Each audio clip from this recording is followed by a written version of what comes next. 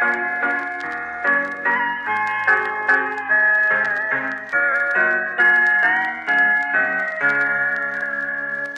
few moments later.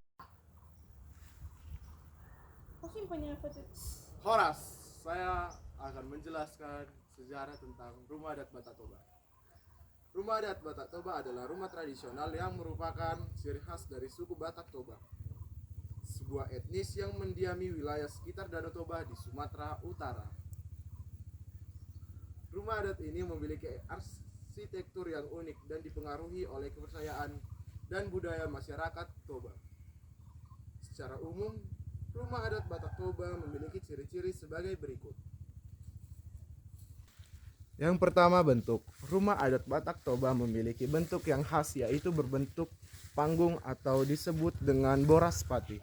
Bagian bawah rumah digunakan untuk menyimpan alat pertanian termasuk ternak, sementara bagian atasnya digunakan sebagai tempat tinggal.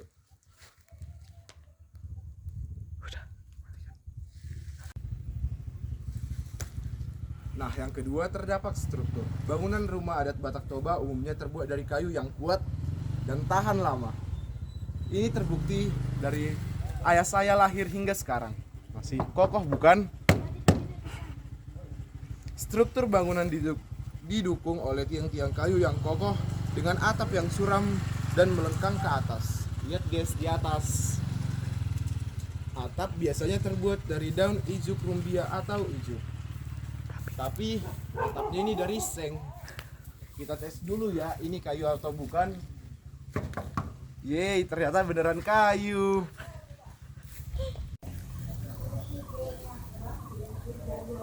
Baik, selanjutnya saya akan menjelaskan isi atau bagian dari rumah Batak Toba. Mari masuk. Nyalakan flashnya ya teman-teman. Iya ya, aku hidupkan.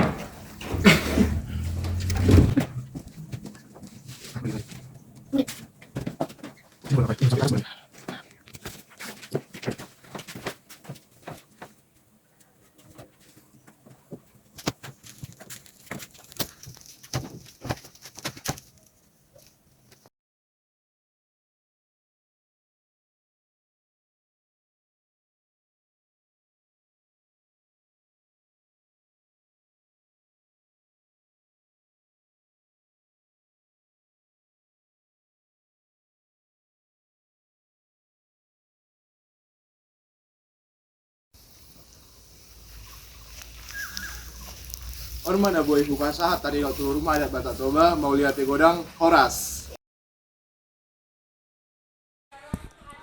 Baik, di sini saya akan menjelaskan tentang ulos.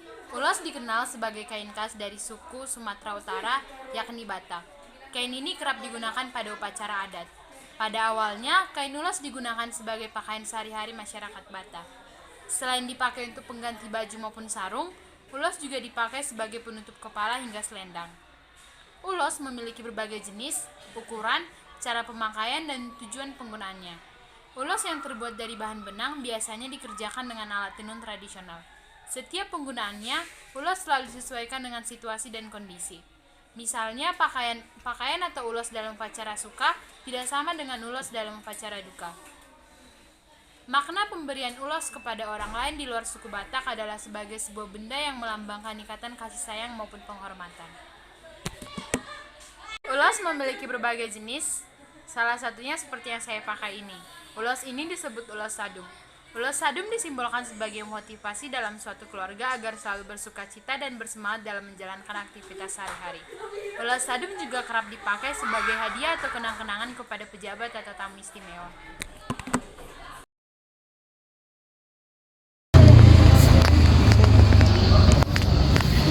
Horas. Di sini kami akan menjelaskan sejarahnya lapet. Lapet adalah khas dari Batak Toba. Nah, di sini lapet merupakan lambang atau bermakna persatuan dan persaudaraan yang melambangkan keharmonisan kehidupan masyarakat Batak Toba. Lapet biasanya dihidangkan pada acara-acara besar seperti pernikahan, lalu acara kematian, kelahiran, upacara adat, dan syukuran. Nah, di sini juga ada lapet yang terdiri dari dua macam, yaitu lapet pulut dan lapet beras. Lapet pulut adalah lapet yang dibungkus dengan pisang. Nah, di lapet pulut juga terisi dari gula merah, gula putih, dan kelapa.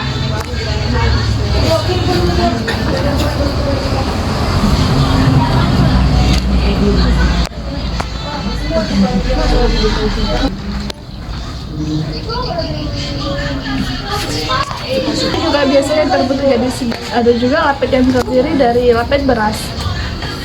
Nah, ini adalah lapet beras. Lapet yang terbuat dari beras dan tidak dibungkus dengan kulit pisang. Lapet beras kadang diisi dengan gula merah ataupun gula putih yang dicampur dengan kelapa yang sudah diparut.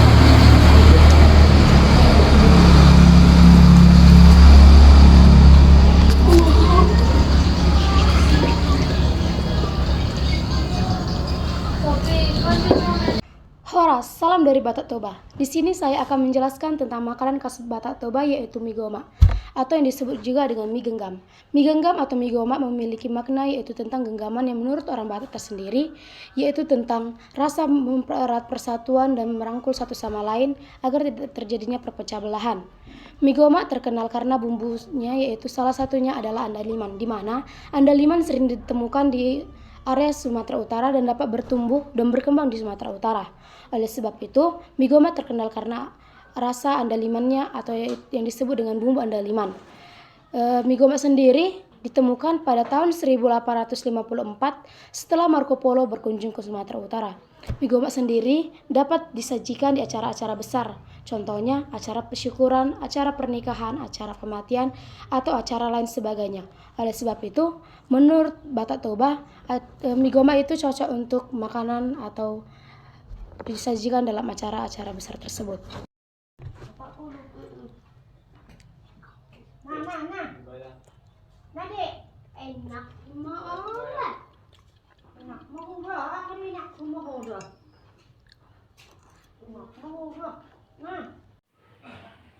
Saksang merupakan masakan khas yang berasal dari Sumatera Utara, dari suku Batak Toba yang terbuat dari olahan daging babi yang biasanya disebut dengan istilah B2. Meskipun begitu, banyak pula masyarakat yang memasak saksang menggunakan daging anjing. Masakan ini terkenal memiliki aroma yang harum dengan rasa pedas dan ciri khas bumbunya yang kuat akan rempah-rempah, seperti bawang merah, bawang putih, cabai, ketumbar, serai, jahe, lengkuas, kunyit, daun jeruk, daun salam, dan andaliman. Karena akan dimasak dengan menggunakan campuran darah dari hewan yang digunakan atau dikenal dengan juga margota. Saksang diolah tanpa darah yang disebut dengan naso margota. Biasanya saksang paling sering dimasak menggunakan daging babi oleh masyarakat Batak Toba. Kuliner ini biasanya dianggap istimewa oleh suku Batak Toba dari akan hidangannya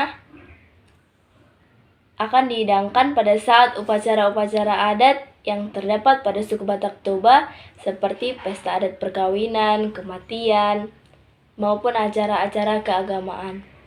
Meskipun berasal dari Sumatera Utara, namun kita dapat menjumpai kuliner ini di berbagai daerah. Menemukan olahan saksang yang halal masih terbilang cukup sulit, dikarenakan belum banyak yang menjualnya. Jadi mungkin sobat-sobat sekalian ingin mencobanya bisa membuat sendiri kuliner ini. Pastinya dengan olahan daging yang halal namun tetap mengikuti bumbu-bumbu dan rempah khas saksang yang tidak menghilang cita rasa aslinya.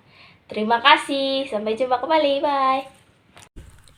Horas, hai semua. Di sini saya akan menjelaskan tentang makanan arsik. Arsik adalah salah satu hidangan khas masyarakat Batak atau yang disebut juga dengke nadi arsik yang memiliki arti ikan yang dimasak hingga kering. Nah, kata arsik berasal dari cara memasak hidangan ini yaitu mangarsik yang berarti hidangan ikan disiram-siram atau diguyur selama proses memasak. Masakan ini adalah simbol karunia bagi masyarakat Batak dan akan dihidangkan saat acara adat seperti pernikahan dan kelahiran. Nah, di sini saya akan menjelaskan apa itu bahan-bahan arsik. Yang pertama, kita menyediakan ikan cair setengah kilogram.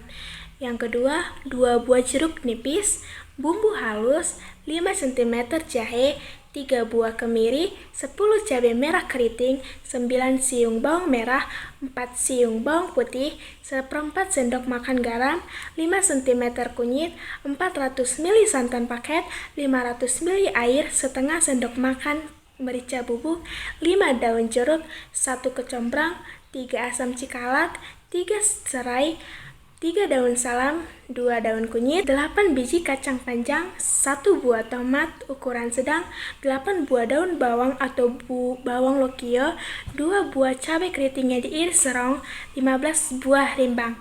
Nah, itu dia sejarah, makna, dan bahan-bahan tentang arsik. Sekian, terima kasih.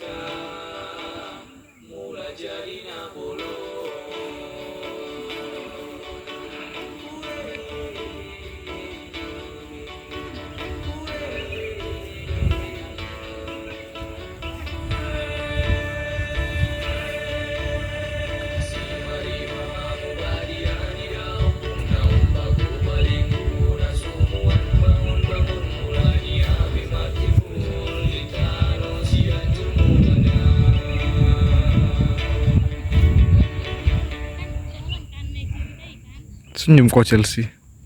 Oke.